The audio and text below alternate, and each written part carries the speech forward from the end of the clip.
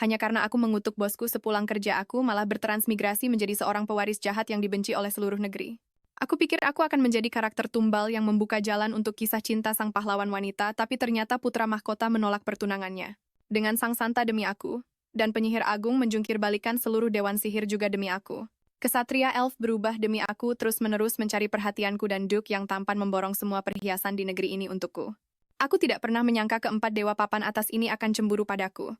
Pada suatu malam di abad ke-21, aku menyeret tubuhku yang lelah pulang ke apartemen sewaanku setelah bekerja sama seperti budak korporat lainnya. Permintaan konyol atasanku terus berputar tanpa henti di pikiranku. Karena aku terlalu naif, aku bergabung dengan perusahaan eksploitatif ini tepat setelah lulus dan bahkan sampai sekarang.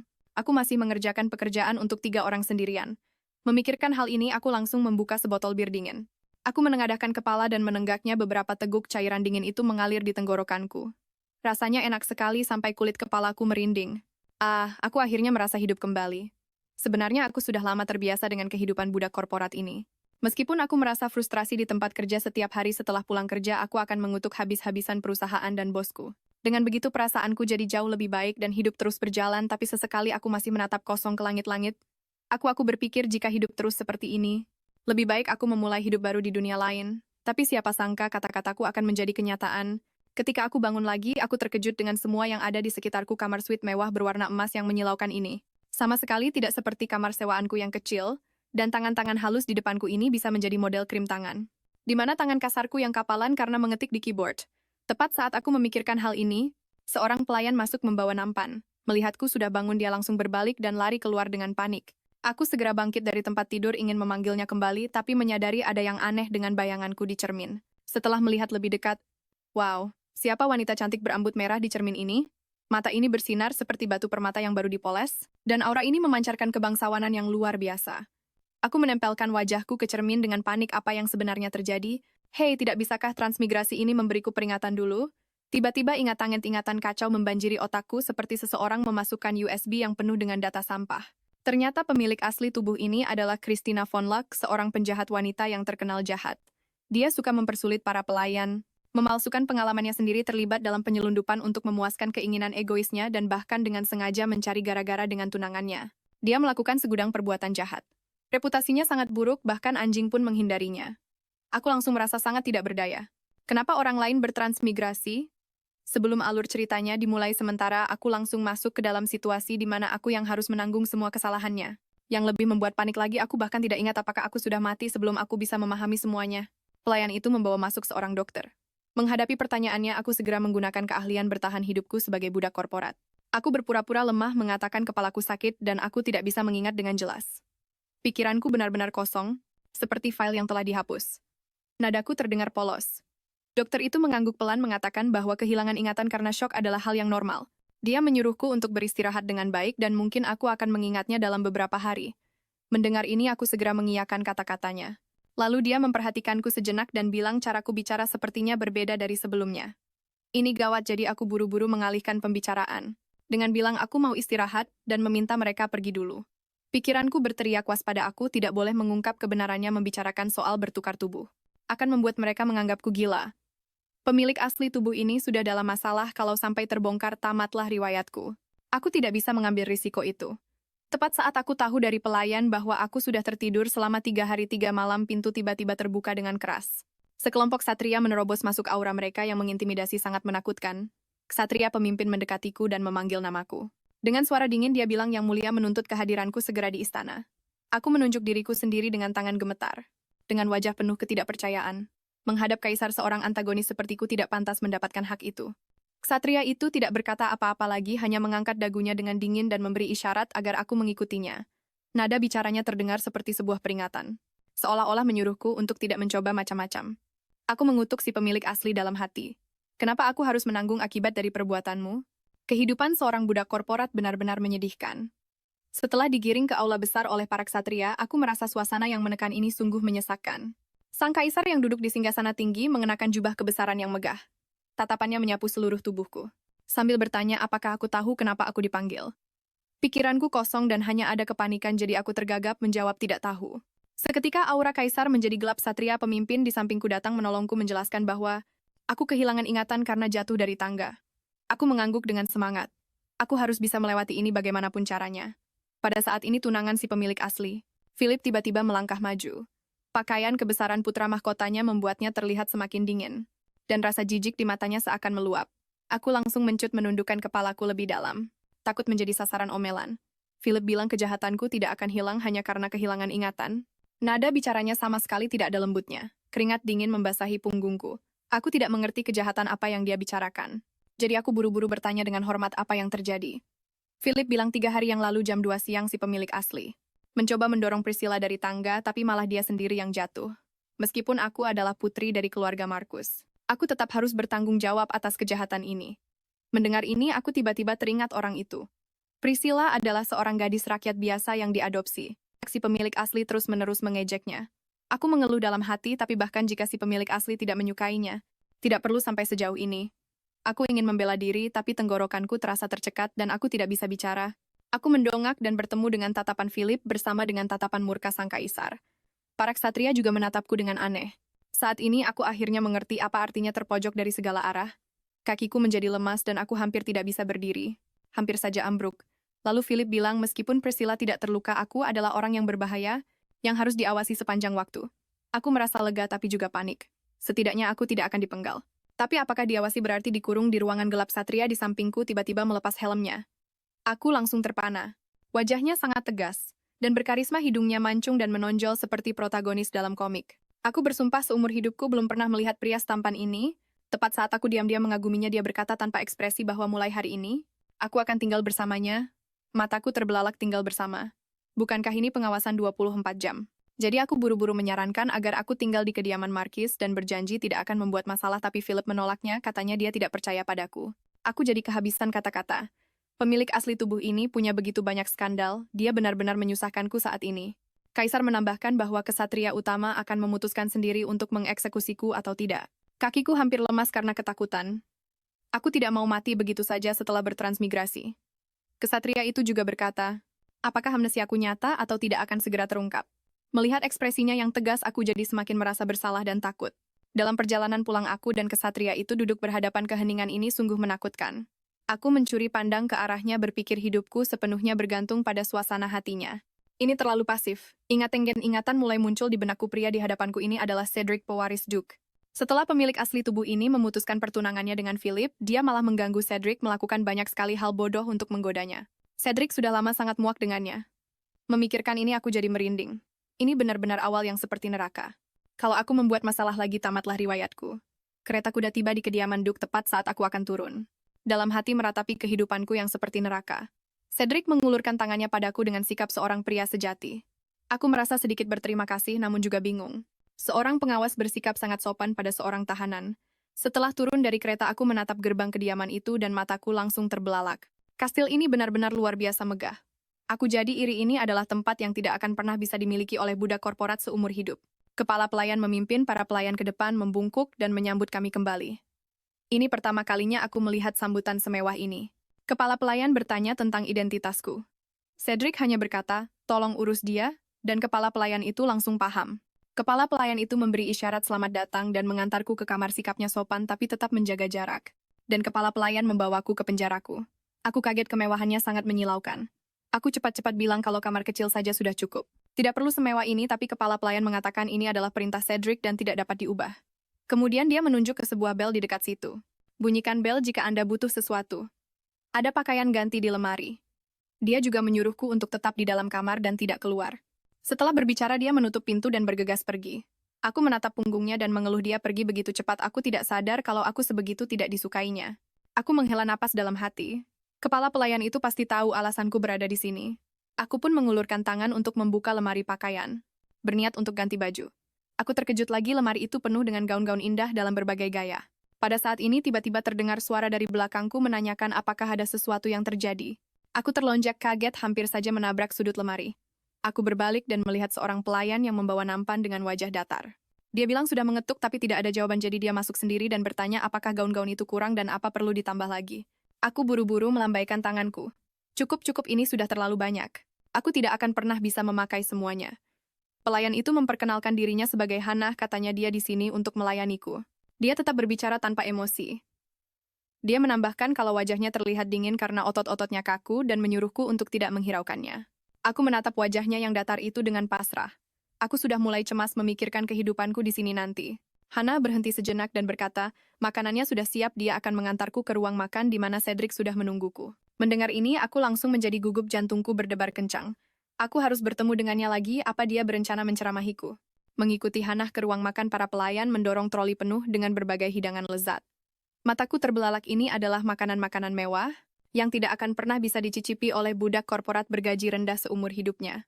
Aku langsung melupakan soal penampilan dan melahap makanannya. Hatiku dipenuhi kebahagiaan, ini enak sekali. Tepat saat aku sedang makan dengan lahap, aku tiba-tiba merasakan sebuah tatapan mengawasiku. Aku mendongak dan melihat Cedric, jantungku panik dan aku mulai gemetar. Kenapa dia terus memperhatikanku? Apa cara makanku terlalu jelek? Pikiranku mulai kemana-mana. Apa aku akan dihukum karena melanggar etiket makan? Cedric akhirnya berbicara, mengatakan bahwa makanannya sepertinya cocok dengan seleraku. Nadanya tenang. Aku cepat-cepat mengangguk merasa lega di dalam hati. Setidaknya dia tidak memarahiku. Setelah itu kami terdiam. Aku meratap dalam hati, keheningan yang tiba-tiba ini adalah yang terburuk. Rasa canggung ini membuatku ingin mengubur diri hidup-hidup. Aku hanya bisa mencari-cari topik pembicaraan, menyebutkan bahwa kamar dan gaunnya indah dan mengucapkan terima kasih. Cedric bilang itu sudah sepantasnya. Menambahkan bahwa meskipun aku seorang kriminal, aku juga adalah tamunya. Aku bingung di dalam hati. Awalnya aku pikir aku akan diperlakukan dengan kasar, tapi aku tidak menyangka akan mendapat perlakuan sopan seperti ini. Sebelum aku sempat memikirkannya lebih jauh, Cedric berkata dia akan pergi lebih dulu dan menyuruhku untuk makan dengan santai. Aku memperhatikan punggungnya dan menghela napas lega. Akhirnya tidak ada kecanggungan lagi. Aku makan sambil merenung selama aku masih diawasi, krisis ini belum terselesaikan. Aku harus meningkatkan tingkat kesukaannya. Tapi apa yang biasanya dilakukan para nona bangsawan pemilik tubuh asli ini hanya tahu cara bermain-main. Tapi aku tidak bisa hanya diam saja. Tepat saat aku sedang khawatir, aku melihat seorang pelayan datang untuk mengambil piring. Aku tiba-tiba punya ide bagus, bersih-bersih. Jadi keesokan harinya aku meminjam seragam pelayan dari Hana dan dengan sungguh-sungguh menyapu halaman. Tidak lama kemudian aku melihat Cedric dan kepala pelayan mendekat. Jantungku sedikit panik. Frederick melihatku dan mengerutkan kening, bertanya apa yang sedang kulakukan. Nadanya terdengar penasaran. Aku cepat-cepat bilang aku terlalu bosan, jadi aku bersih-bersih untuk menghabiskan waktu. Ini membuatnya semakin bingung, dia tidak mengerti hubungannya antara kebosanan dan bersih-bersih, jadi aku menjelaskan bahwa bekerja itu lebih cocok untukku. Para pekerja kantoran merasa tidak nyaman saat istirahat. Cedric masih menunjukkan kebingungan lagi pula. Aku sebelumnya suka sekali menyuruh-nyuruh pelayan dan tidak pernah melakukan apapun sendiri. Aku merasa sangat malu, dan menambahkan dengan suara pelan bahwa aku juga ingin menebus dan memperbaiki kesalahan masa laluku. Cedric tertegun sejenak setelah mendengar ini, mengatakan dia belum pernah mendengarku mengungkapkan rasa bersalah sebelumnya. Aku segera menunjukkan tekadku, mengatakan aku tahu aku salah dan ingin melakukan sesuatu. Mataku berbinar-binar. Cedric terdiam selama beberapa detik, lalu hanya berkata lakukan sesukaku, dan tidak menghentikanku. Hatiku melompat kegirangan. Bagus sekali, dia setuju dan tidak keberatan aku bekerja. Kepala pelayan hendak melangkah maju untuk mencegahku, tapi Cedric menyuruh untuk membiarkanku melakukan apa yang kuinginkan. Lagi pula menurutnya aku akan segera lelah dan melimpahkan semua pekerjaan ini pada orang lain. Bahkan kepala pelayan juga berpikir sama. Aku tidak menyangka bahwa bersikap begitu tulus sama sekali tidak membuatku dipuji. Aku menyingsingkan lengan bajuku dengan menantang. Lihat saja, aku akan membuat kalian melihatku dari sisi yang berbeda. Setelah itu aku membersihkan dengan lebih bersemangat lagi. Menggelap meja dan merapikan taman dengan penuh semangat. Tatapan para pelayan pun berubah, mereka bergumam dalam hati tentang bagaimana nona ini berubah dalam sekejap mata. 1 bulan berlalu. Aku sudah menguasai semua tugas pelayan di kediaman ini. Ketika para pelayan bertanya di mana barang-barang diletakkan, aku bisa menjawab dengan santai. Ketika para abdi bertanya tentang urusan lama, aku bilang semua itu sudah diatur sejak lama. Aku bahkan bisa memergoki Hana yang tertidur saat bekerja. Semua pelayan di kediaman ini mempercayaiku. Aku diam-diam merasa bangga. Aku tidak menyangka akan begitu cocok dengan pekerjaan ini. Kemampuan bertahan hidup di perusahaan benar-benar berguna. Selama sebulan ini aku juga mencari tahu bagaimana keadaan di kediaman ini. Pertama, kediaman ini memiliki sedikit pelayan, karena Cedric lebih suka ketenangan dan tidak suka keramaian. Kedua duk yang sekarang adalah kakek Cedric, usianya sudah cukup tua dan jarang keluar. Gelar itu akan segera diwariskan kepada Cedric. Terakhir dan yang paling membuatku hancur, sihir ternyata ada di dunia ini. Tapi aku tidak bisa melakukan apa-apa karena pemilik tubuh asli ini tidak punya kekuatan sihir sama sekali. Aku meratap ke langit, sial sekali. Bertransmigrasi tanpa kemampuan curang dan bahkan tanpa sihir.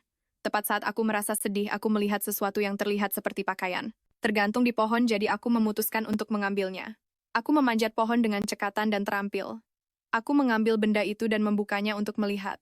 Ternyata itu adalah potret Cedric. Kemiripannya luar biasa. Saat aku melihat tanda tangannya adalah Sebastian, nama kepala pelayan. Aku terkejut. Kepala pelayan punya hobi seperti ini. Jika dia tahu aku menemukan rahasianya, aku bertanya-tanya apakah aku akan kena batunya.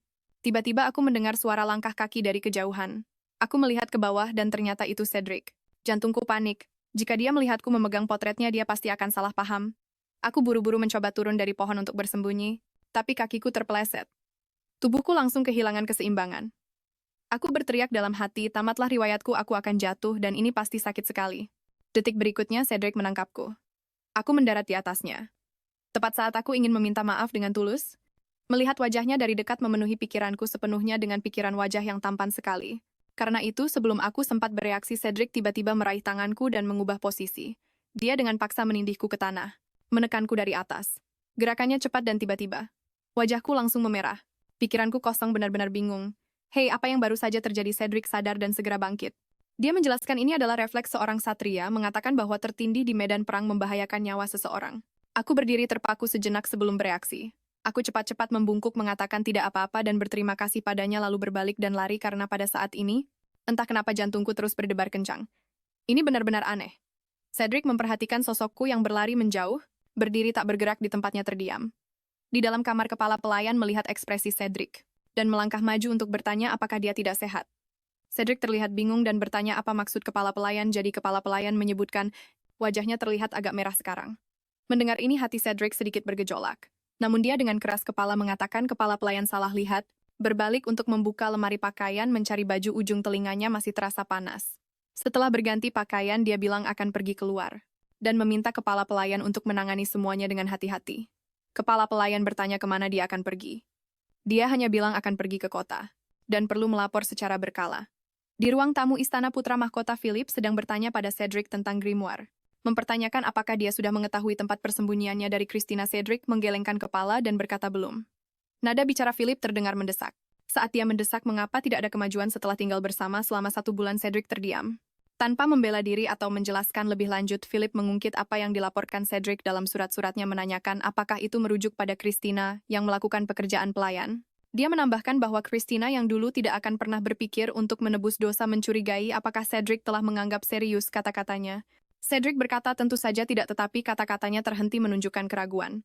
Namun Philip memotongnya, mengatakan tidak ada waktu untuk membiarkannya berlarut-larut. Nada bicaranya serius, dia memerintahkannya untuk segera menemukan keberadaan grimoire. Cedric tentu saja mengerti pentingnya hal ini karena grimoire adalah peninggalan dari Archmage pendiri. Dan harta nasional ini, Grimoire of Final Hours, membawa sebuah legenda dalam warisannya. Menurut legenda, siapapun yang membukanya kecuali sang terpilih akan menyebabkan kehancuran dunia. Namun kebenaran legenda ini sulit dipastikan dan apakah sang terpilih benar-benar ada masih belum diketahui. Philip menghela napas bahwa di bawah keamanan seketat itu, grimoire bisa lenyap begitu saja. Satu-satunya petunjuk adalah para saksi melihat Christina di tempat kejadian. Mengingat situasi saat ini, dia adalah pencuri yang paling mungkin. Mendengar ini, Cedric menyatakan bahwa kesaksian saksi saja tidak bisa menjadi dasar penangkapan resmi. Philip menghela napas mengatakan bahwa bukti nyata memang diperlukan sebelum mengambil tindakan. Dia juga memerintahkan Cedric untuk menjaga tindakannya tetap rahasia dan tidak terlalu mencolok. Karena keluarga Christina memiliki kekuatan yang signifikan membuat situasi ini sulit ditangani, dia berharap untuk menghindari memburuknya hubungan lebih lanjut dengan keluarga mereka yang akan menimbulkan masalah. Cedric menyela untuk mengingatkannya bahwa hubungan itu memburuk sepenuhnya karena Philip membatalkan pertunangan. Philip dengan canggung menjawab bahwa justru karena itulah dia meminta Cedric untuk mendekatinya. Lagi pula Christina sangat tertarik pada Cedric sehingga membangun hubungan baik seharusnya tidak sulit. Setelah mendengar ini, Cedric tetap diam, tidak merespons atau mengambil sikap. Philip bertanya, ada apa dan apakah dia menghadapi kesulitan? Baru saat itulah Cedric berbicara, menanyakan bagaimana tepatnya cara membangun hubungan yang baik. Philip menyemburkan kopi yang baru saja diminumnya, jelas tidak menyangka Cedric akan begitu polos. Dia berkata dengan pasrah bahwa dia harus mengajarinya dari awal, nadanya penuh ketidakpercayaan. Dia kemudian memberikan beberapa saran, menyuruhnya untuk mencoba memberi hadiah makan malam dan mengobrol bersama dan mungkin tersenyum padanya. Cedric mendengarkan dengan ekspresi yang benar-benar kosong. Jelas tidak punya pengalaman dalam hal-hal seperti itu. Melihat ini, Philip tidak berkata apa-apa lagi, hanya memintanya untuk melakukan yang terbaik. Nadanya penuh dengan kepasrahan.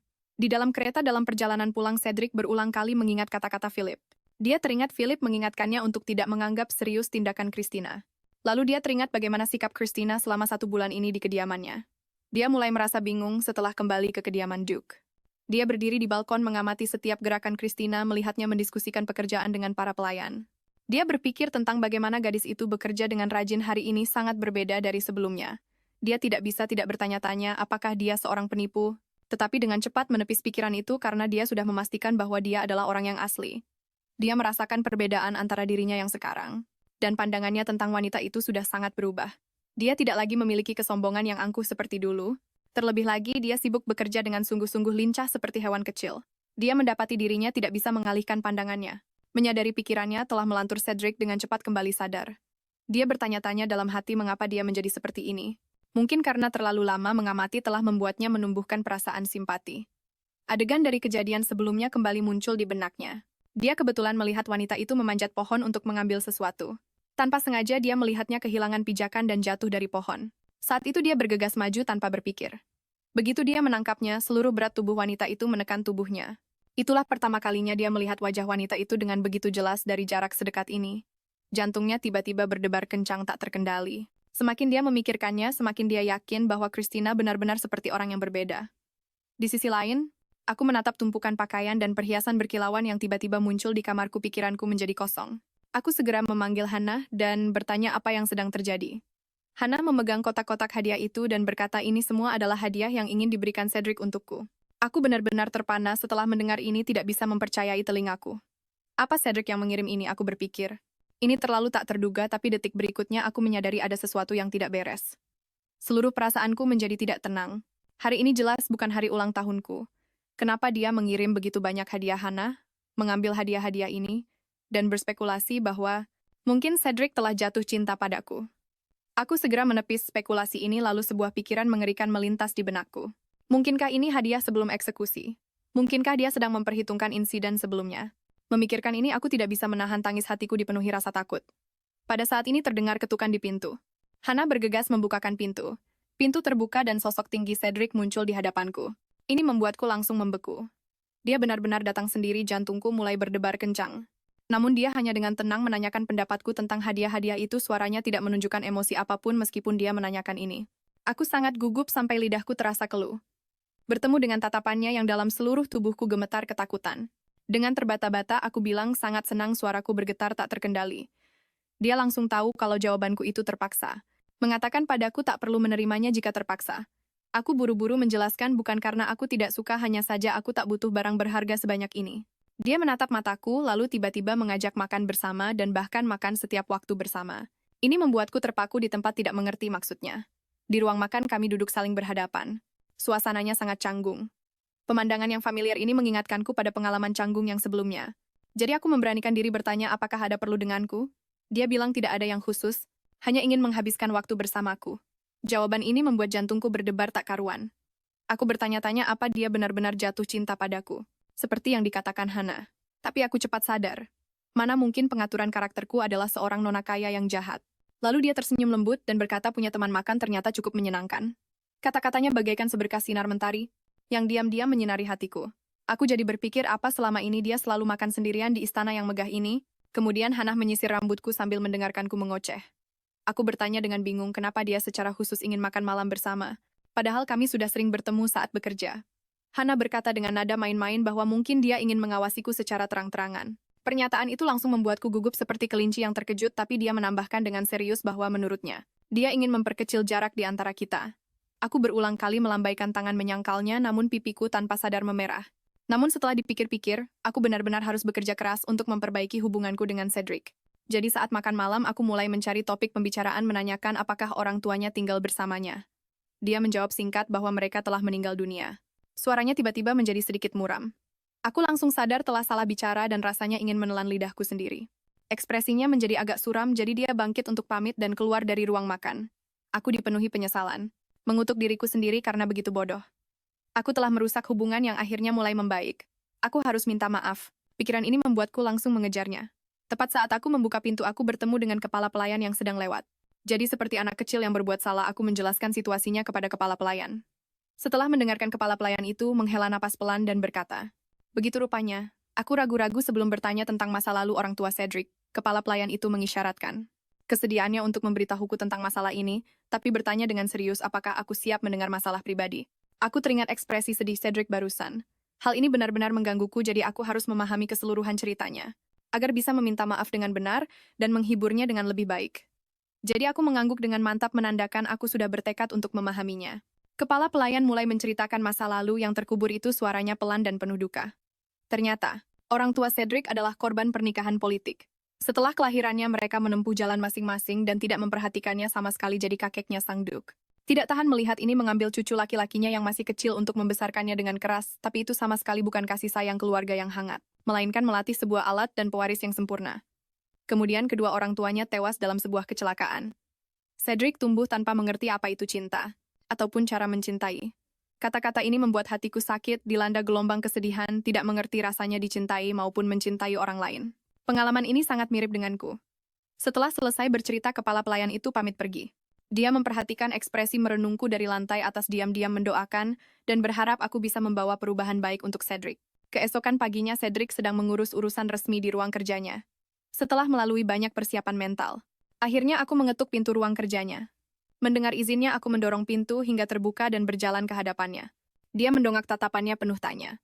Aku terus menyemangati diriku dalam hati, lalu aku membungkuk 90 derajat kepada Cedric, meminta maaf dengan lantang dan memberikan hadiah permintaan maaf yang telah kusiapkan untuk menunjukkan ketulusanku. Kilatan terkejut muncul di matanya. Jelas tidak menyangka aku akan datang meminta maaf atas kemauanku sendiri. Lalu dia bangkit dan menanggapi bahwa dia juga seharusnya tidak pergi tiba-tiba, menunjukkan sikap yang kurang dewasa. Aku cepat-cepat menggelengkan kepala bersikeras bahwa mencampuri privasinya adalah kesalahanku. Cedric ragu-ragu untuk bicara, akhirnya dengan lembut mengisyaratkan agar aku mengangkat kepalaku dulu. Aku dengan takut-takut menegakkan badan lalu menyerahkan kantong kertas itu padanya sambil berkata, meskipun penampilannya tidak seberapa, aku yakin dengan rasa cookiesnya. Jadi Cedric dengan penasaran membuka kantong kertas itu. Aroma manis kue kering langsung tercium. Dia bertanya dengan tak percaya apakah aku membuatnya sendiri. Aku mengangguk dengan semangat, menekankan kalau ini disiapkan khusus untuknya. Dia mengulangi kata-kata itu, matanya tiba-tiba berbinar cerah. Melihat ekspresinya yang senang, aku jadi teringat kembali keinginan masa kecilku yang terpendam jauh di dalam ingatan. Aku selalu menatap punggung orang tuaku dengan penuh harap. Aku ingin menunjukkan gambarku pada ibu, tapi dia tidak pernah melirikku sedikit pun. Aku ingin mengejar kakak untuk berbagi kebahagiaanku, tapi yang kudapat hanyalah penolakan tak sabar. Pemandangan yang paling jelas dalam ingatanku adalah diriku, duduk sendirian di salah satu sisi meja makan, melihat ayah, ibu, dan kakak di seberang dengan gembira berbagi kue, sementara aku merasa seperti orang asing. Tersadar dari kenangan itu, hatiku masih terasa sedikit pahit. Saat ini Cedric mengambil sebuah kue kering, dan dengan hati-hati membawanya ke mulut. Dia mencicipinya perlahan. Aku pun ikut merasa sedikit gugup, tidak tahu apakah itu sesuai seleranya. Untungnya aku melihat wajahnya perlahan menunjukkan ekspresi menikmati. Dia memuji betapa enaknya kue itu. Tatapannya menjadi sangat lembut. Aku langsung bernapas lega. Senang sekali, bunga-bunga kebahagiaan seakan mekar di hatiku. Pada saat ini tatapan Cedric padaku berubah. Aku tidak bisa membaca emosi di dalamnya karena terlalu tenggelam dalam kebahagiaan. Karena kue buatanku cocok dengan seleranya. Aku bahkan tidak menyadari pipinya mulai memerah. Setelah meninggalkan ruang kerja, aku berjalan menyusuri koridor, diam-diam merasa gembira karena dia terlihat senang. Meskipun ini hanya sebuah langkah kecil, aku merasa jarak di antara kami sedikit terkikis. Tiba-tiba rasa sakit yang tajam menusuk dari dadaku. Aku terhuyung dan bersandar di dinding untuk menahan diri. Lalu aku menyadari dengan ngeri bahwa napasku menjadi semakin sulit dan pandanganku mulai kabur. Tubuhku merosot tak terkendali, kesadaranku perlahan memudar. Aku menggunakan sisa tenagaku untuk meminta tolong, tapi tidak ada yang merespons. Tak lama kemudian aku ditemukan dan dibawa ke kamarku. Dokter sekarang berdiri di samping tempat tidur, memeriksa denyut nadiku sementara Cedric dan kepala pelayan mengawasi di dekatnya. Lalu dokter itu berkata dengan pasrah bahwa dia tidak berdaya menghadapi situasi ini. Mendengar itu, Cedric dengan marah memerintahkan kepala pelayan untuk segera memanggil dokter lain. Dokter itu buru-buru menjelaskan kalau ini di luar kemampuan mereka dan membutuhkan bantuan ahli.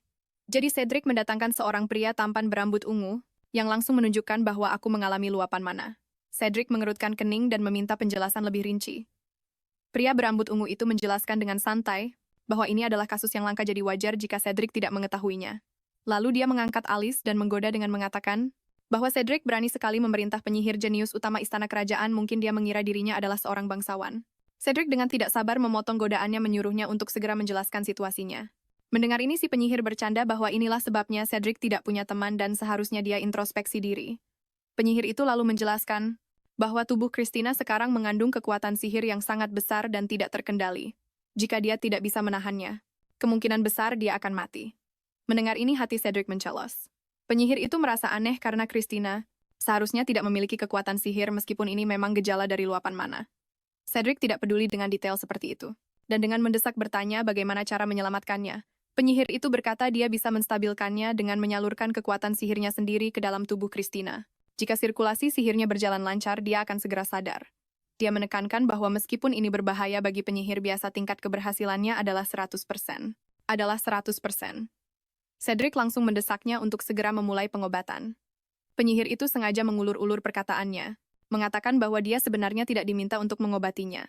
Dia bertanya apakah wanita itu benar-benar harus diselamatkan mengingat dia adalah seorang kriminal. Dia mengingatkan Cedric bahwa dia selalu terganggu oleh pengejaran wanita itu. Dia mengisyaratkan bahwa akan baik-baik saja jika membiarkannya begitu saja. Cedric tidak akan pernah tinggal diam dan membiarkan Christina mati. Terlebih lagi dia harus mendapatkan informasi tentang Grimoire darinya. Pada saat itu senyumnya yang cerah melintas di benak Cedric. Suaranya menjadi tegas saat dia dengan jelas menuntut agar Christina disembuhkan. Penyihir itu mengangguk penuh arti menandakan dia mengerti. Dia lalu mulai menyalurkan kekuatan sihirnya. Dia merasa sedikit terharu karena Cedric yang biasanya acuh pada semua orang ternyata telah memiliki perasaan dan objek. Perasaannya adalah Christina. Begitu sihirnya menyentuh jiwa wanita itu, dia tiba-tiba merasakan sesuatu yang aneh. Senyum jahil terukir di wajahnya karena menganggap ini sangat menarik. Saat ini aku sedang berjalan di sebuah tangga yang berkilauan karena cahaya bintang. Aku melihat sekeliling dengan bingung teringat bagaimana aku bisa pingsan. Aku ketakutan dan bertanya-tanya apakah aku sudah mati memikirkan betapa kerasnya aku berjuang untuk hidup di dunia itu hanya untuk berakhir seperti ini. Aku tidak bisa menahan tangis. Ini benar-benar terlalu kejam.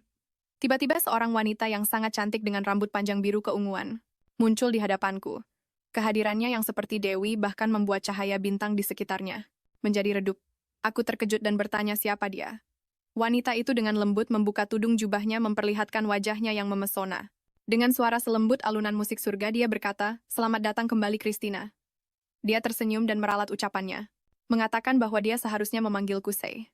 Aku sangat terkejut. Bagaimana dia bisa tahu nama asliku? Aku bertanya siapa dia sebenarnya. Dia hanya tertawa pelan dan mengatakan tahu segalanya tentangku yang membuatku semakin bingung.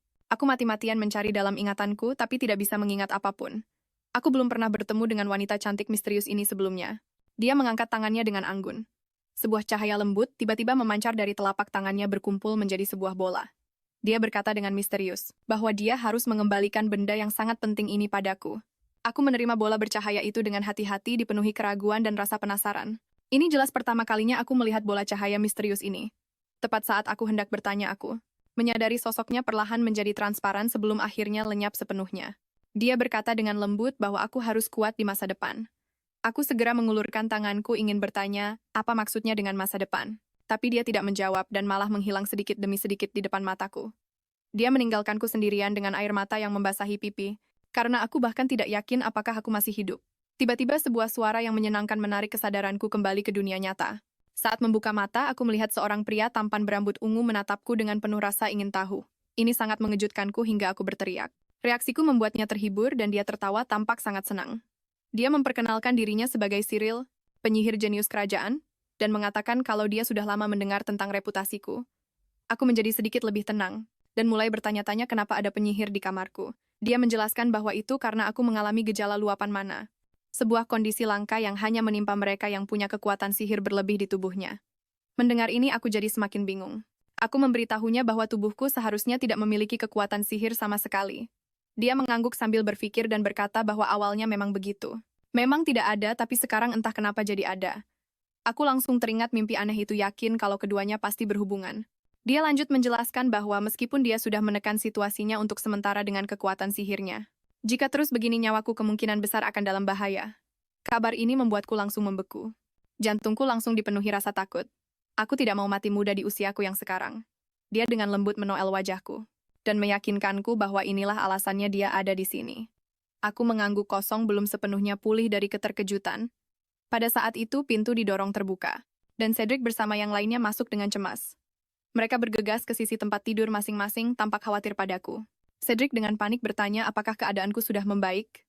Aku cepat-cepat meyakinkannya bahwa aku baik-baik saja sekarang merasa sedikit bersalah atas kekhawatirannya.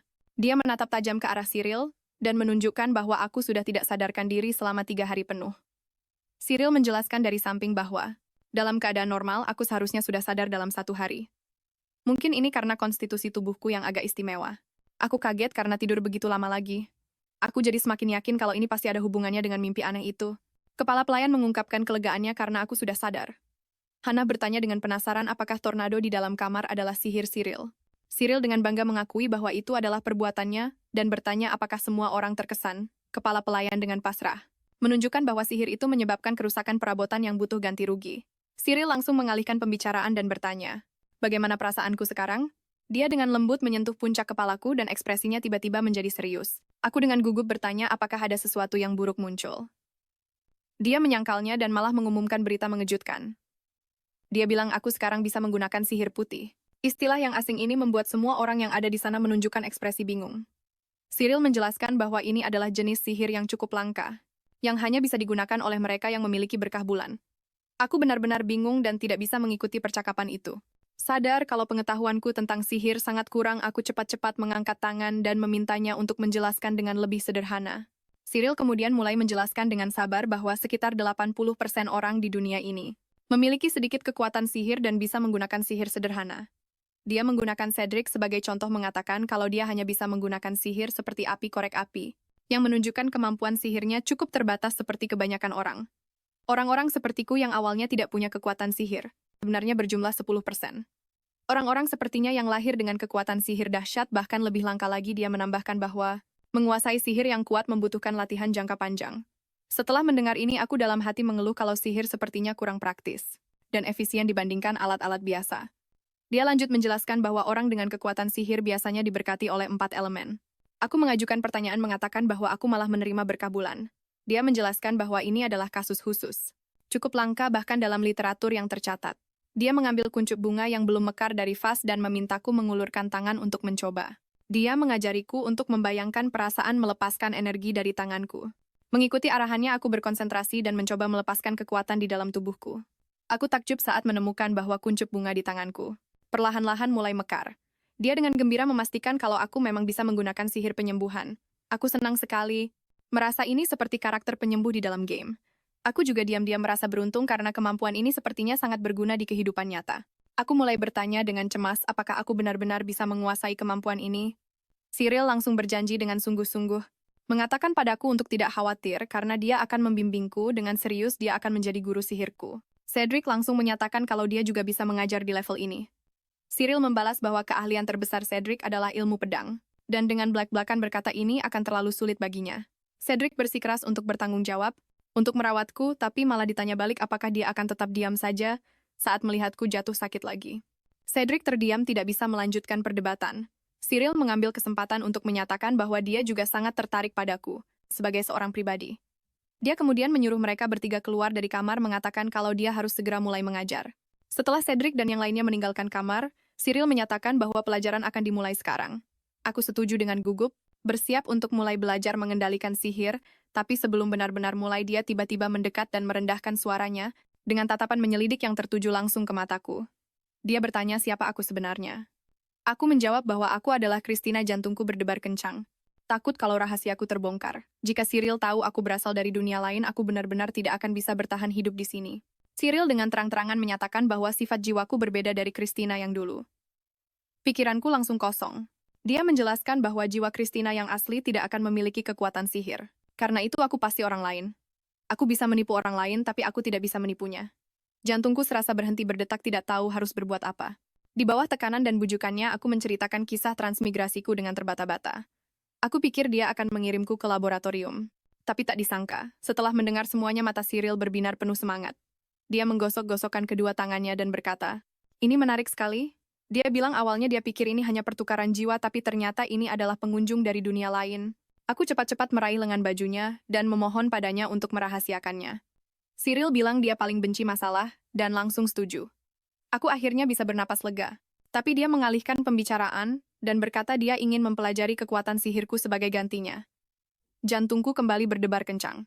Aku langsung terduduk tegak dari tempat tidur dengan takut bertanya-tanya apakah dia benar-benar berniat menjadikanku sebagai subjek percobaan.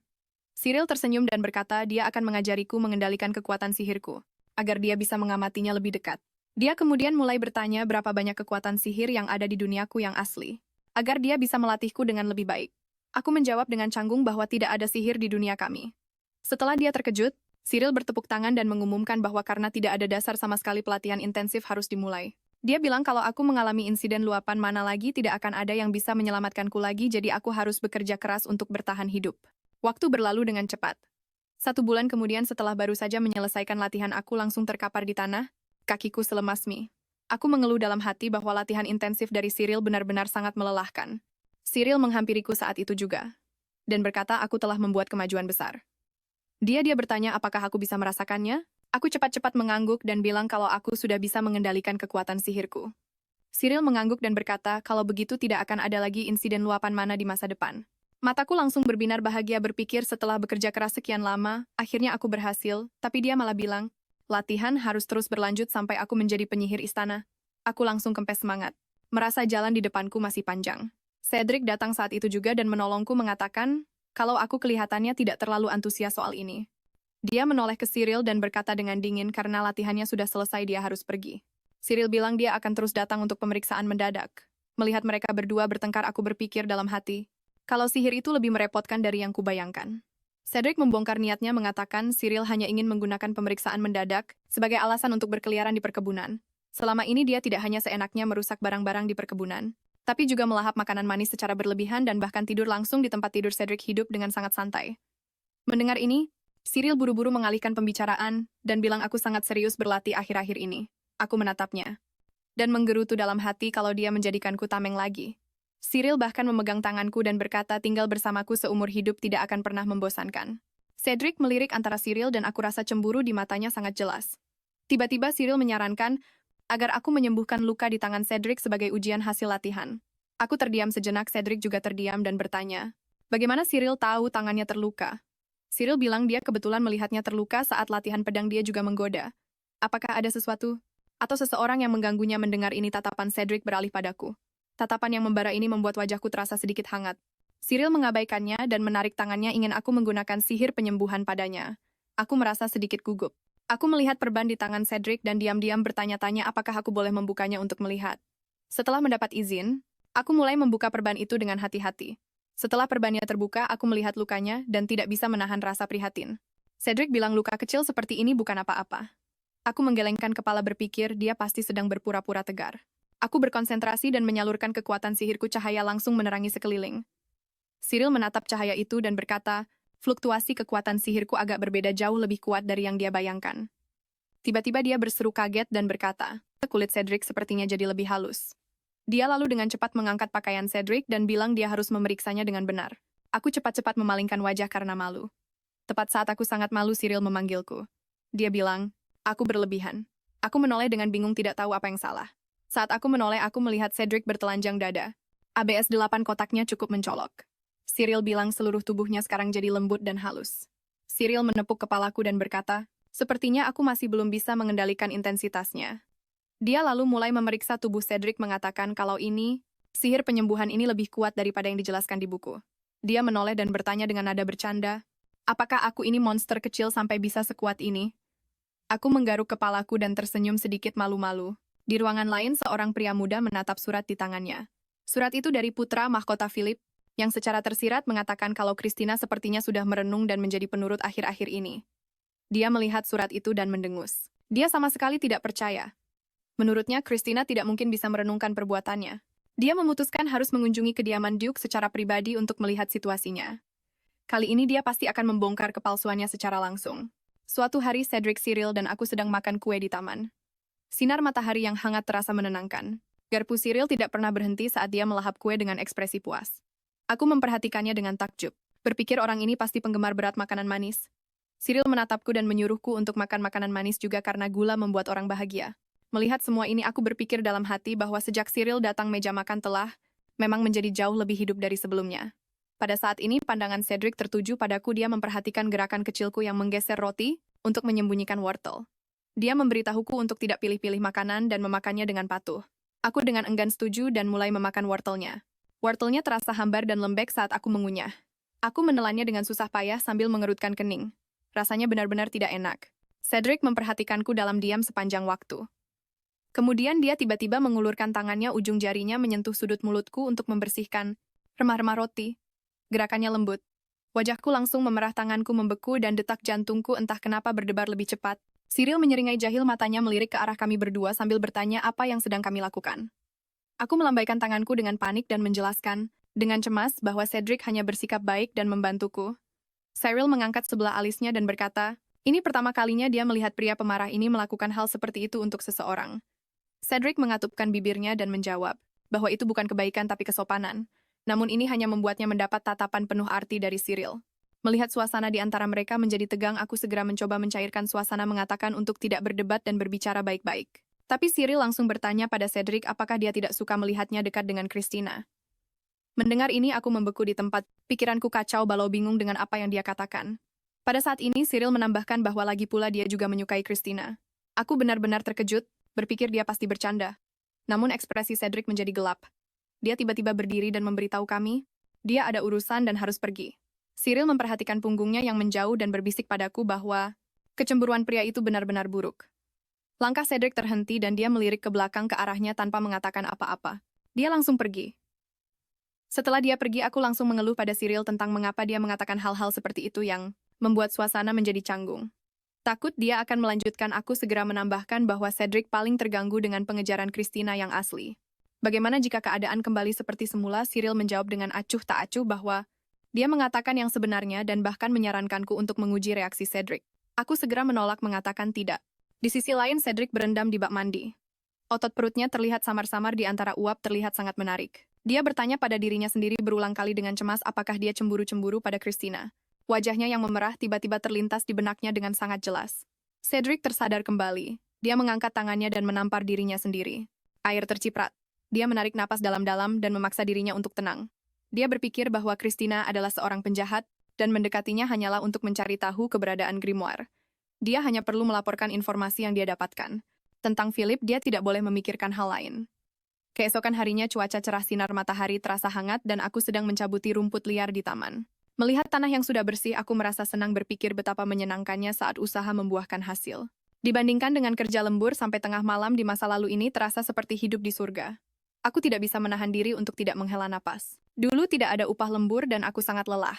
Sekarang aku punya gaji dan usahaku diakui. Teringat bagaimana Cedric berkata, untuk menerima upah, jika aku ingin bekerja, aku merasakan kehangatan di hatiku. Dia ternyata peduli padaku. Pada saat ini aku memikirkan hal lain. Tanganku tiba-tiba berhenti. Aku teringat bagaimana Cyril bertanya pada Cedric kemarin. Apakah dia tidak suka melihatnya mendekatiku? Wajahku kembali memanas. Aku cepat-cepat menepis pikiran ini. Tidak. Tidak mungkin dia itu Cedric. Bagaimana mungkin dia cemburu? Cyril pasti berpikir berlebihan, tapi semakin aku memikirkannya, pikiranku menjadi semakin kacau. Aku ingin mencari Hannah, tapi dia sudah pergi ke suatu tempat. Aku berteriak ke langit, bertanya mengapa tidak ada seorang pun di saat seperti ini. Menyebalkan sekali, suaraku melayang di taman. Tiba-tiba angin puyuh menyapu, menerbangkan rumput liar yang baru dicabut. Aku cepat-cepat menyipitkan mata, rasanya agak menyilaukan. Angin puyuh itu berhenti. Seekor kucing kecil berwarna hijau dan putih muncul di hadapanku dengan sayap mungil di punggungnya. Aku sangat terkejut. Apa ini seekor kucing? Bagaimana bisa dia punya sayap? Pada saat ini pemuda di samping kucing kecil itu berbicara. Aku mengenali pemuda ini. Dia adalah kakak angkatku, Rufus von Luck. Dia diadopsi oleh pasangan markis dari kerabat jauh. Sang markis merencanakan bahwa, begitu Christina yang asli menikah dengan keluarga lain, dia akan mewarisi tanah dan gelar bangsawan. Oleh karena itu hubungannya dengan Christina yang asli sangat buruk. Aku mencuri pandang padanya dan mendapati tatapan permusuhannya, menusuk seperti jarum. Aku ketakutan dan tidak berani bergerak. Dia bertanya dengan tajam apakah aku sedang merencanakan sesuatu. Aku takut dia salah paham padaku, dan ingin menjelaskan bahwa orang di dalam tubuh ini sudah lama berganti, tapi melihat tatapannya tidak melembut sama sekali. Tetap tajam, aku tiba-tiba membeku. Aku teringat pada kakakku sendiri, mereka seharusnya adalah saudara kandung yang akrab. Bagaimana semuanya bisa menjadi seperti ini? Hatiku mulai terasa sakit. Namun tepat saat aku akan berbicara dengannya lagi, aku melihat Hannah menyerbu kemari dengan tombak panjang. Tombak itu berkilau dingin. Aku mundur karena kaget, jantungku berdebar kencang. Hannah menjelaskan bahwa sihir Cyril mendeteksi penyusup, jadi dia datang untuk melindungiku. Setelah berbicara, dia mengarahkan ujung tombaknya ke Rufus. Genggamannya kokoh seolah mengakar. Aku cepat-cepat berlari dan memeluk Hannah, takut dia akan benar-benar menyerang. Aku dengan panik menjelaskan bahwa orang ini adalah kakakku dan memberinya isyarat untuk segera menurunkan tombaknya. Mendengar kata kakak Rufus mengerutkan kening dan melirik ke wajahnya menunjukkan rasa jijik yang tidak disembunyikan. Hannah memiringkan kepalanya dan mengamati Rufus, lalu menatapku wajahnya penuh kebingungan. Dia pikir Rufus dan aku sama sekali tidak mirip. Cyril berjalan santai mendekat. Dia memandangi Rufus dari atas ke bawah, senyum tersungging di bibirnya, menyapanya dengan sedikit ejekan. Rufus mendengus dingin, tatapannya langsung menjadi dingin, seluruh dirinya memancarkan permusuhan. Cyril mengangkat alisnya, nadanya tidak bisa menyembunyikan penentangannya. Saat dia membalas, udara di antara mereka terasa beku, ketegangan semakin kental. Saat aku menundukkan kepala, aku melihat sekilas kucing kecil di kakiku. Berbulu lebat dan terlihat lembut. Aku tidak bisa menahan diri untuk tidak mengulurkan tangan ingin menyentuh bulu halus itu penuh antisipasi. Kucing kecil itu tiba-tiba menegang dan berubah menjadi binatang buas yang ganas, menunjukkan taringnya dan menggeram padaku. Saking takutnya, aku langsung melompat ke pelukan Hannah untuk mencari perlindungan. Rufus memanggil sekali dan kucing kecil itu pun langsung tenang kembali ke wujudnya yang jinak. Cyril menenangkanku dan menjelaskan alasannya. Aku memegangi jantungku yang berdebar kencang, pikiranku penuh dengan pertanyaan tentang roh. Cyril sepertinya teringat sesuatu dan menyadari ini adalah pertama kalinya aku melihat roh, karena awalnya aku tidak punya kekuatan sihir dan tidak punya kualifikasi untuk menjadi kesatria roh. Kata-katanya benar-benar menyakitkan. Melihat itu, Cyril dengan cepat mengganti topik pembicaraan dan mulai dengan sabar menjelaskan tentang kesatria roh kepadaku. Dia menjelaskan bahwa di antara orang-orang tanpa kekuatan sihir, sebagian kecil bisa melihat roh dan bisa membuat kontrak dengan roh untuk mendapatkan kekuatan. Merekalah para kesatria roh. Setelah mendengar ini, aku tiba-tiba mengerti. Mataku berbinar dan rasa penasaran muncul dalam diriku. Aku tersenyum pada Cyril, mataku menyipit berterima kasih padanya. Dia mengangguk pelan. Lalu dia tiba-tiba menambahkan dengan bercanda bahwa kesatria roh hanyalah pengganti rendahan bagi para penyihir. Ini langsung membuat Rufus marah. Dia mengerutkan kening dan membalas, nadanya kesal, jelas tidak setuju dengan pernyataan itu. Cyril juga tidak mau mengalah dan balas berdebat. Keduanya berdebat semakin sengit. Melihat mereka saling berhadapan, aku bertanya pada Hannah dengan pelan penuh kekhawatiran. Hannah menghela napas dan berkata pertengkaran mereka berdua sudah biasa, matanya menunjukkan kalau dia sudah terbiasa dengan itu. Saat berdebat, Cyril tiba-tiba memunculkan bola sihir, ekspresinya serius seolah akan menyerang. Rufus juga tidak ragu-ragu dan memanggil kucing kecil itu bersiap untuk bertarung. Aku menghentakkan kakiku dengan cemas, nadaku penuh kepanikan, takut mereka akan menghancurkan kediaman ini. Aku segera berlari ke antara mereka berdua dan menghalangi mereka terus berteriak untuk berhenti. Suaraku sedikit bergetar. Cyril menatapku, mengangkat bahu dan menghilangkan bola sihirnya. Tanpa melanjutkan pertarungan, nadanya penuh penyesalan. Aku berbalik menatap Rufus. Dia menatapku dengan dingin. Ejekan di matanya seperti pecahan es. Dia bilang aku hanya berpura-pura baik. Dia akan segera membongkar kedokku dan tidak akan pernah memaafkan apa yang terjadi sebelumnya. Mendengar itu, hatiku mencelos. Begitu dia selesai bicara, sebuah lingkaran sihir muncul di bawah kakinya dan membawanya pergi. Aku ingin memanggilnya, tapi dia pergi terlalu cepat. Aku hanya bisa berdiri di sana terpana. Cyril mendekat ke sisiku, menatapku dan bertanya apakah aku sangat tertarik pada Rufus. Aku mengangguk, mataku penuh rasa bersalah, ingin meminta maaf atas tindakanku. Mata Cyril berbinar mengatakan, dia akan membantu menciptakan kesempatan untuk berdamai. Mendengar ini, hatiku dipenuhi antisipasi bersama dengan sedikit rasa cemas, sampai aku melihat pemandangan di depanku. Aku benar-benar terpana. Cyril tersenyum dan menunjuk ke depan, mengatakan ini adalah turnamen duel antara para penyihir dan kesatria roh. Arena dipenuhi sorak-sorai penonton. Teriakan sihir yang terkuat membuat telingaku berdengung. Di sisi lain, teriakan roh yang terkuat sama kerasnya. Seluruh arena bergemuruh dengan semangat. Aku mundur melihat pemandangan ini. Ini terlalu berlebihan, berkali-kali lipat lebih heboh dari yang kubayangkan. Cyril menyadari kegugupanku dan meyakinkanku, menyuruhku untuk tidak takut. Dia menjelaskan ini adalah kompetisi tradisional antara para penyihir dan kesatria roh dan suasananya memang seperti ini. Hannah menambahkan dari samping bahwa ini adalah pertarungan legal yang diizinkan oleh hukum negara. Cyril mengangguk setuju dengan Hannah dan tiba-tiba berkata dia punya sebuah ide. Dia bilang dia bisa menghajar Rufus sampai babak belur dulu di arena, lalu menyuruhku menyembuhkannya dengan sihir. Dengan begitu Rufus dan aku bisa menggunakan kesempatan itu untuk berbaikan. Aku terpaku, tak bisa berkata-kata. Pikiranku penuh dengan pertanyaan tentang rekonsiliasi macam apa ini. Daryl mengabaikan reaksiku dan tiba-tiba melihat kembali ke arah Cedric di kejauhan. Tatapannya mengandung sedikit ejekan, dia bertanya dengan penasaran mengapa Cedric datang ke sini. Cedric menjawab bahwa dia datang untuk mengawasiku. Mendengar ini, aku mengikuti pandangan Cyril dan menyadari Cedric sedang duduk di sampingku. Ekspresinya tenang dan tidak terganggu. Saat aku duduk, aku berpikir dia mungkin percaya bahwa dengan adanya Rufus di sini, aku mungkin akan membocorkan beberapa informasi. Sambil memikirkan ini, tiba-tiba aku menyadari tatapan Cedric tertuju padaku. Aku secara naluriah mengangkat kepala dan langsung bertemu pandang dengannya. Cedric bertingkah seolah terbakar dan dengan cepat memalingkan wajahnya ke arah lain. Melihatnya menghindari tatapanku, aku bertanya-tanya apakah dia masih kesal karena Rufus menyusup ke kediaman.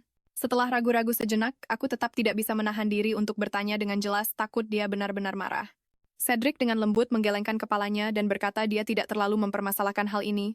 Dia juga mengatakan bahwa seorang kakak yang mengunjungi adiknya adalah hal yang sangat normal dan tidak ada yang perlu dimarahi. Dia hanya berharap lain kali Rufus datang, dia bisa memberitahu terlebih dahulu, agar bisa disambut dengan baik. Hatiku menghangat, aku tersenyum dan berterima kasih padanya karena begitu pengertian. Cedric menatap senyumanku, pipinya memerah, tatapannya sedikit linglung, seolah terpesona. Pandangannya tetap terpaku di wajahku. Aku merasa sedikit aneh ditatap seperti itu dan bertanya-tanya apa yang sedang dia lihat. Saat itu, Cyril tiba-tiba memanggilku, mengatakan bahwa Rufus akan bertanding berikutnya dan menyuruhku untuk cepat-cepat menonton. Saat Cyril berbicara, dia menunjuk ke arah arena. Aku melihat ke arah yang dia tunjuk dan melihat Rufus sudah kembali. Dia berdiri di tengah arena. Dengan postur tegap terlihat sangat mengesankan. Pada saat ini, Cyril berteriak ke arah Rufus menyuruhnya untuk tidak kalah dari orang lain. Sebelum kalah darinya. Mendengar ini, Rufus segera berbalik dan menatap tajam ke arah Cyril, matanya penuh dengan tantangan. Cedric menatap Cyril bingung mengapa dia tidak bersiap-siap untuk pertandingan. Aku juga menatap Cyril dengan penasaran. Bertanya-tanya mengapa dia terus berada di kursi penonton. Cyril menjawab bahwa dia adalah juara turnamen sebelumnya. Jadi dia tidak perlu ikut babak penyisihan dan bisa langsung masuk ke babak final. Sambil mengatakan ini, dia mengambil kesempatan untuk bergerak lebih dekat denganku dan mengatakan memilihnya sebagai pasangan benar-benar sepadan. Dia juga menambahkan bahwa Rufus adalah favorit. Kontestan populer di antara para ksatria roh memberitahuku untuk tidak terlalu khawatir tentang pertandingannya karena kemampuannya kuat. Mendengar ini aku merasa sedikit bangga karena bagaimanapun juga dia adalah kakakku, tapi memikirkan sikap Rufus terhadapku. Aku tidak bisa menahan perasaan sedikit sedih. Tak lama kemudian lawan Rufus memasuki arena. Dia adalah seorang pria botak berotot, yang memasang kuda-kuda sangar dan mengepalkan tinjunya ke arah Rufus untuk mengintimidasi. Rufus tetap tenang melihat otot-otot pria botak itu, dengan ekspresi acuh tak acuh. Pria botak itu terprovokasi oleh sikap Rufus dan melayangkan pukulan ke arahnya dengan kekuatan penuh. Pukulan itu bergerak cepat dan hampir mengenai tubuh Rufus. Tapi sebelum tinju pria botak itu mencapai Rufus, tanaman merambat berwarna hijau tiba-tiba muncul dari bawah kaki pria botak itu, langsung melilit anggota tubuhnya dan membuatnya tidak bisa bergerak. Rufus memanipulasi sulur-sulur itu dan berkata dengan tenang kalau otot-otot ini hanyalah hiasan belaka. Sambil berbicara, dia mengendalikan sulur-sulur itu untuk mengangkat pria botak itu lalu dengan santai melemparkannya keluar arena. Pria botak itu jatuh terhempas dengan keras di luar arena, tidak bisa menggerakkan anggota tubuhnya. Wasit segera berlari menghampiri dan mengumumkan bahwa Rufus telah menang. Dia berhasil maju ke babak final dan penonton bersorak-sorai. Aku juga ikut bersorak gembira bersama mereka. Aku benar-benar senang untuk Rufus, tapi dia berbalik dan menatapku dengan dingin. Tatapan sedingin es itu langsung meredupkan semangatku dan semua kegembiraan lenyap. Cyril mulai menghiburku lagi. Lalu mengubah topik pembicaraan dan berkata dia akan bertanding di pertandingan berikutnya dan menginginkan hadiah jika dia menang. Sebelum dia selesai berbicara, Cedric menghunus pedangnya dan mengarahkan bilahnya ke Cyril, memotong perkataannya. Cedric menatapku dengan nada serius, menyuruhku untuk tidak mendengarkan Cyril. Cyril tetap bersikeras mengatakan dia ingin hadiah untuk meningkatkan motivasinya. Sebelum aku sempat bereaksi, Cyril menyatakan sendiri bahwa aku sudah setuju.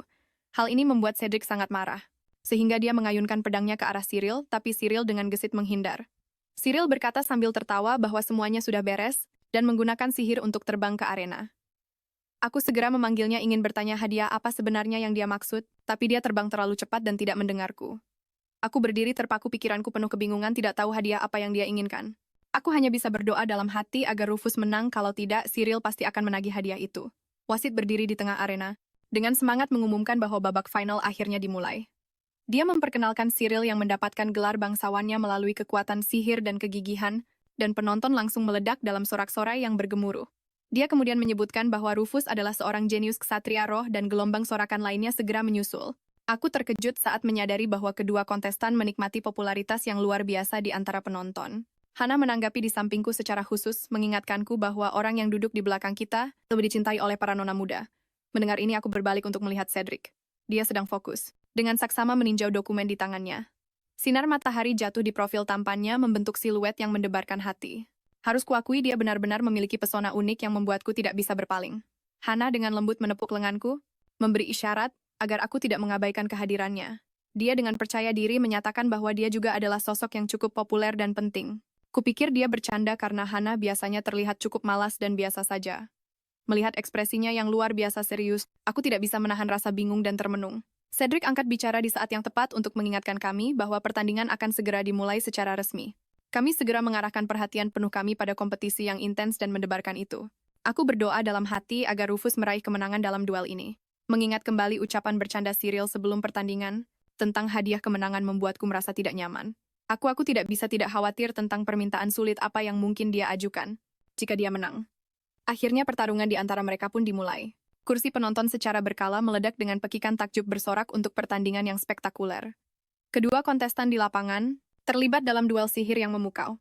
Rufus memanggil sulur-sulur sambil mengejek Cyril bertanya apakah ini semua kekuatan yang dia miliki. Cyril dengan tenang mengumpulkan energi sihir dan merespons menanyakan bagaimana mungkin itu adalah seluruh energi sihirnya. Energi itu dengan cepat berubah menjadi angin puyuh yang dahsyat menyerang ke arah Rufus dan Cyril tak lupa mengingatkannya bahwa dia akan menderita kerusakan parah jika gagal bertahan. Rufus nyaris saja menghindari serangan ganas itu. Dia mulai kewalahan. Ini sangat kontras dengan Cyril yang tetap tenang dengan mudahnya sepanjang waktu. Aku terkejut menyadari kekuatan yang ditunjukkan. Cyril jauh melampaui dugaan. Pada saat itu, Cedric tiba-tiba menatap ke arah tertentu dengan ekspresi tegang. Sebuah batu besar yang dilempar dengan sihir melesat cepat ke arah kursi penonton. Cedric dengan sigap dan erat menarikku ke dalam pelukannya yang kokoh untuk melindungiku. Di saat yang sama dia, dengan tangkas membawa kami menjauh dari bahaya. Dalam dekapannya yang hangat, aku bahkan belum menyadari bahaya yang baru saja terjadi. Ketika dia melepaskan pelukannya, aku akhirnya melihat dengan jelas batu besar yang baru saja lewat aku gemetar karena nyaris celaka.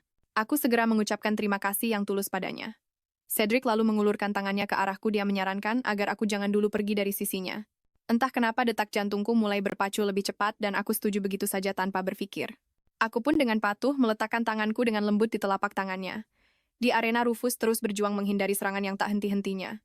Cyril mengendalikan angin puyuh sihir untuk melancarkan serangan yang jauh lebih ganas. Ini membuat Rufus sedikit kewalahan menahan serangan itu. Rufus baru saja akan berdebat bahwa kesatria roh lebih kuat daripada penyihir, ketika Cyril memotong ucapannya. Jawaban dingin itu membuat amarah di dadanya semakin membara. Pikirannya tanpa sadar melayang kembali ke kenangan masa kecilnya. Dalam ingatannya, dia mati-matian mengejar teman-teman sekelasnya berusaha mengambil kembali buku kesayangannya. Gerombolan itu mengejeknya, mengatakan orang sepertinya yang tidak punya kekuatan sihir tidak pantas memilikinya. Mereka dengan jahat melemparkan grimoire itu ke atas dahan pohon yang tinggi. Rufus kecil berdiri cemas di bawah pohon sambil berjinjit, tetapi tetap tidak bisa menggapainya sekeras apapun dia mencoba. Dia hanya bisa menatap buku kesayangannya tanpa daya. Hatinya penuh dengan kepedihan. Dia teringat bahwa Christina yang asli pernah dengan sinis menasihatinya untuk tidak membuang-buang tenaganya. Batin Rufus terasa semakin pedih. Dia mengerti kenyataannya namun tetap tidak rela menerimanya. Lagi pula dia pernah melihat orang lain dengan mudahnya memunculkan air menggunakan sihir. Saat itu dia dipenuhi rasa iri. Dia benar-benar ingin merasakan sendiri sensasi menakjubkan saat menggunakan sihir. Tepat pada saat itu, sebuah fluktuasi energi misterius tiba-tiba terasa di udara. Itu adalah Cyril kecil yang menggunakan sihir untuk dengan mudah mengambil buku itu dari dahan tinggi. Mata Rufus terbelalak saat menerima grimoire itu. Dia berseru takjub bisa menguasai sihir dengan begitu ahlinya. Di usia semuda itu sungguh luar biasa dan Rufus pun segera mengucapkan terima kasihnya. Cyril dengan bangga memperkenalkan dirinya, menjelaskan bahwa dia masuk ke Akademi Bangsawan ini berkat bakatnya yang luar biasa. Dia melihat grimoire itu dan bertanya dengan penasaran kepada Rufus tentang situasinya. Dia lalu memindai Rufus dari atas ke bawah, kemudian dengan terus terang menunjukkan fakta bahwa Rufus sama sekali tidak punya bakat sihir. Penilaian ini sontak membuat Rufus jatuh dalam kekecewaan dan kesedihan yang mendalam. Cyril dengan gamblang menyatakan bahwa bahkan uli pun tidak akan ada gunanya, bahwa dia sebaiknya menggunakan energinya untuk hal lain lalu berbalik dan meninggalkan tempat itu. Ini membuat Rufus berdiri di sana tertegun. Seluruh tubuhnya membeku seolah terkena mantra kelumpuhan. Hatinya dipenuhi dengan kebencian saat dia menahan air mata. Tidak bisa mengerti mengapa mereka yang bisa menggunakan sihir semuanya begitu sombong. Saat dia menangis, sebuah tangisan samar menarik perhatiannya. Dan Rufus melihat ke arah suara itu. Dia menemukan suara itu berasal dari pohon besar di dekatnya, dan dia dengan ragu-ragu mengulurkan tangan untuk menyentuhnya. Pohon itu tiba-tiba meledak dengan cahaya cemerlang, lalu roh kucing misterius muncul di depan matanya. Anehnya, Rufus ternyata bisa mengerti bahasa kucing itu. Kucing kecil itu dengan lembut menawarkan bantuan secara proaktif, mengusulkan untuk membentuk kontrak abadi dengannya. Rufus merasa bingung namun samar-samar berharap tentang perubahan yang mungkin terjadi di masa depan. Dia tanpa sadar mengingat semua perlakuan tidak adil yang pernah dialaminya. Dia pun memutuskan untuk membuat sebuah kontrak dengan makhluk misterius ini, berhasrat untuk membuktikan melalui kekuatan ini bahwa dia bukanlah orang yang tidak berguna. Jadi kali ini dia sama sekali tidak boleh kalah. Dia memanggil nama kucing kecil itu Mimi. Dia memberi isyarat bahwa sekaranglah waktunya untuk menunjukkan kepada dunia kekuatan sejati mereka. Keduanya perlahan-lahan saling mendekat dan memulai proses penyatuan magis. Cahaya yang menyilaukan memaksaku menutup mata untuk menghindari kilau yang intens.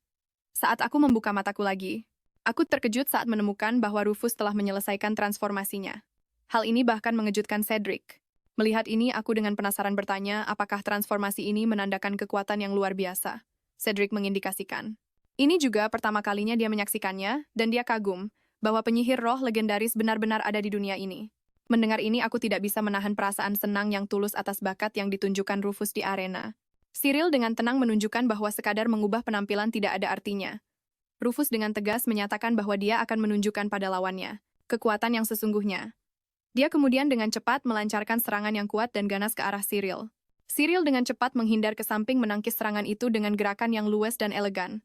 Wajahnya, tanpa sadar menunjukkan ekspresi terkejut yang tidak percaya, serangan ganas itu meninggalkan kawah yang mengejutkan di tanah. Cyril menyaksikan kekuatan penghancur yang menakjubkan ini dengan tidak percaya. Rufus menjelaskan bahwa ini adalah metode bertarung yang benar-benar baru setelah menyatu dengan roh.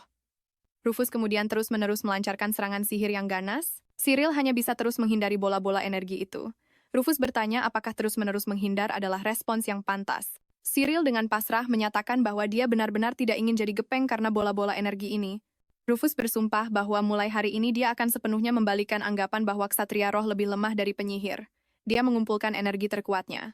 Untuk mempersiapkan serangan penentuan Cyril di saat yang sama juga mulai mengumpulkan bola energi sihirnya sendiri. Dua kekuatan dahsyat itu bertabrakan dengan hebat di udara meledak dengan cahaya.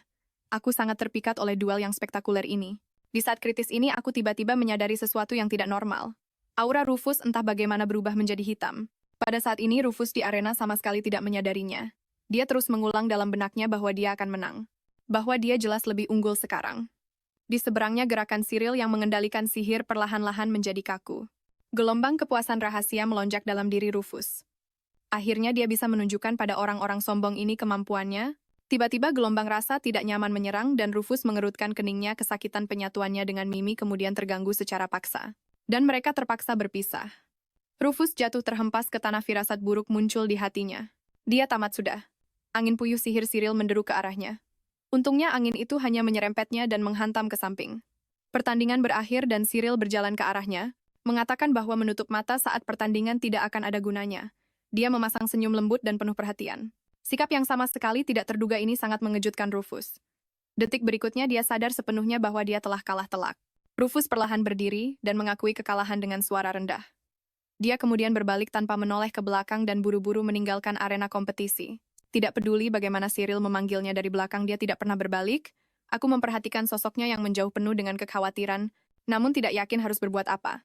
Di luar arena kompetisi, Rufus berjalan sendirian di jalan setapak hutan yang sunyi. Mimi mengikutinya dengan lemah, mengepakkan sayapnya, kondisinya jelas buruk. Rufus dengan sedih menyalahkan dirinya sendiri kepada Mimi. Bertanya mengapa, mereka hampir saja menang, mengapa ini terjadi. Begitu kata-katanya selesai, Rufus mendengar suara gedebuk. Mimi tiba-tiba jatuh tak berdaya. Dari udara ke tanah. Hati Rufus mencelos tajam dan dia bergegas cepat ke arah Mimi. Dia berjongkok untuk memeriksanya dengan cermat dan menemukan bahwa kondisi Mimi memburuk secara drastis. Pada saat ini, langkah kaki tergesa-gesa di belakangnya menarik perhatian. Dia berbalik untuk melihatku berlari terburu-buru ke arah mereka. Melihatku mendekat, Rufus bertanya dengan nada dingin, apakah aku butuh sesuatu? Aku menjawab dengan lembut bahwa dia terlihat kesulitan, jadi aku datang untuk memeriksanya. Rufus berkata dengan dingin bahwa keadaannya tidak ada hubungannya denganku, mengejek bahwa aku pasti datang untuk menertawakannya karena kalah. Kata-katanya yang dingin langsung membuatku merasa jengkel. Tepat saat aku hendak membalas, pandanganku tiba-tiba tertuju pada Mimi yang lemah di tanah. Aku segera berjongkok dan dengan cemas bertanya apa yang terjadi padanya. Rufus masih dengan keras kepala berkata, ini bukan urusanku. Nada bicaranya tegas saat dia menyuruhku untuk tidak ikut campur. Aku mengangkat Mimi dan meninggikan suaraku, menyuruhnya berhenti. Kondisi Mimi sudah separah ini. Mimi sedikit gemetar di pelukanku, kondisinya lebih buruk dari sebelumnya. Melihat ini, Rufus tidak lagi berdebat, ekspresinya perlahan menjadi gelap. Setelah beberapa saat dia berkata dengan suara rendah bahwa ini adalah demam roh. Aku terdiam bingung dan mengulangi istilah demam roh. Rufus menjelaskan bahwa roh hanya terkena penyakit ini ketika mereka menggunakan kekuatan mereka secara berlebihan, yang mana sangat langka. Dia berhenti sejenak, suaranya semakin rendah saat dia mengatakan bahwa jika ini terus berlanjut, roh itu akan menghilang. Aku benar-benar terkejut dan tanganku yang memegang Mimi menegang tanpa sadar. Sambil bertanya bagaimana situasinya bisa menjadi seperti ini. Aku mendesak bahwa kita harus segera menemukan solusi, tetapi Rufus tetap menolak bantuanku, mengatakan dia akan menanganinya sendiri. Aku mendesaknya lebih jauh, bertanya apakah dia punya solusi. Rufus terdiam sejenak. lalu mengatakan bahwa obat untuk demam roh masih belum diketahui. Hatiku mencelos. Apakah ini berarti kita hanya bisa melihatnya mati? Rufus menjawab dengan marah bahwa hanya ini yang bisa mereka lakukan sekarang. Aku terdiam dalam keheningan yang berat. Aku melihat Rufus berkata dengan putus asa bahwa dia ingin menemani Mimi dengan baik melewati saat-saat terakhirnya sambil menatap Mimi yang perlahan melemah di pelukanku. Aku menolak untuk hanya diam saja dan tidak melakukan apa-apa. Aku memutuskan untuk mencoba menggunakan sihir putih yang baru saja kupelajari. Di bawah tatapan Rufus yang fokus dan cemas, aku berkonsentrasi penuh dan mulai merapalkan sihir penyembuhan. Aku berdoa dengan sungguh-sungguh dalam hati agar pengobatan ini berhasil. Rufus menyaksikan pemandangan di hadapannya dengan rasa kaget dan tidak percaya. Dia sama sekali tidak mengerti mengapa aku yang tidak pernah belajar sihir bisa melakukan hal ini. Tetapi saat ini aku sama sekali tidak punya waktu untuk menjawab pertanyaannya karena aku harus mengerahkan seluruh kekuatanku untuk menyelamatkan Mimi yang lemah. Pada saat itu, suara Cedric yang tenang terdengar di saat yang tepat untuk menjelaskan bahwa ini adalah sihir putih jenis khusus yang digunakan untuk penyembuhan. Hannah juga muncul dan menambahkan bahwa ini adalah keahlian baru yang baru saja kupelajari. Sebelum Rufus bisa bereaksi, Cyril muncul di sampingnya dan berkata agar dia tenang saja menyerahkan Mimi dalam perawatanku. Karena mereka semua percaya pada kemampuan penyembuhanku tanpa keraguan sedikit pun. Dengan kepercayaan ini aku terus merapalkan mantranya. Dan cahaya hangat pun menyelimuti Mimi, kondisinya yang lemah berangsur-angsur membaik di bawah pengaruh sihir itu. Mata Mimi kembali bersinar, dan dia perlahan memulihkan vitalitasnya. Dia langsung melompat dan memeluk Rufus dalam reuni yang mengharukan. Rufus memeluk erat rekannya yang telah kembali itu seolah tidak mau melepaskannya. Dia meminta maaf, mengatakan ini semua salahnya hingga Mimi berada dalam kondisi separah ini. Mimi menggelengkan kepalanya menandakan bahwa dia tidak menyalahkannya. Perasaan mereka berdua pun saling terhubung dengan tulus. Aku berkata dengan lega bahwa aku senang dia sudah kembali bersemangat, merasa sebuah beban terangkat dari hatiku. Rufus berbalik ke arahku dan membungkuk berterima kasih atas bantuanku yang tepat waktu. Dia mengakui bahwa dia mungkin telah salah paham padaku selama ini dan mengucapkan terima kasih yang tulus.